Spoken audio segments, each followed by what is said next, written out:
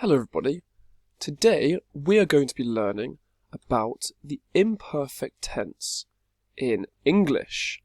So we've already covered the simple past tense, and as we know, with the simple past tense in English we use the pronoun, so for example I plus the verb, in this instance to walk, plus ed. And that's how we make it past tense. For example, I walked to the shops, you walked to the shops, he or she walked to the shops, we walked to the shops, or they walked to the shops.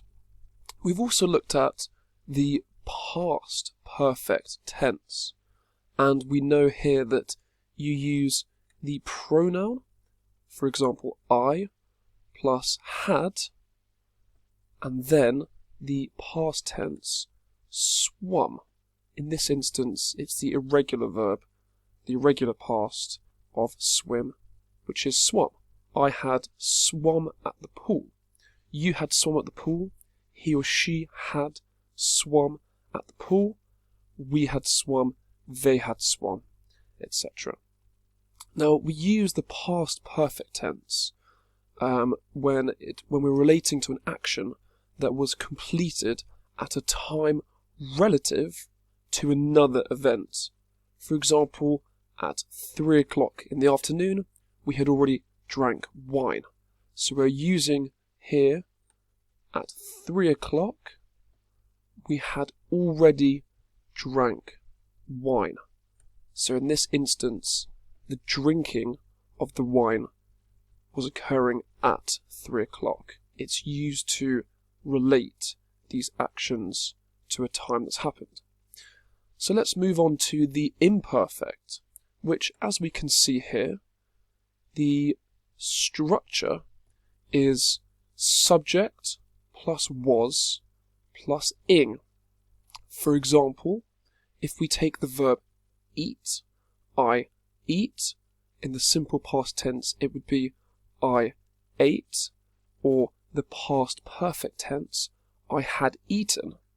However, if we look here at the imperfect, I plus was, and then ing. I was eating cake. And if it's you, it's the same, although remember we must use were. You were eating cake. He or she was eating cake, we were eating cake, or they were eating cake. Now, these different tenses are used by speakers to make very subtle differences in the timing of an action. So the imperfect tense we use to describe an event that happens within an event. For example, if we're talking about a birthday, in this instance, Julia's birthday, and we want to talk about something that happened during that time, we can use the imperfect tense. For example, we were eating cake at Julia's birthday, or we were drinking orange juice at John's christening, for example. Now, this is also very useful when we are trying to describe an event that happens over a period of time.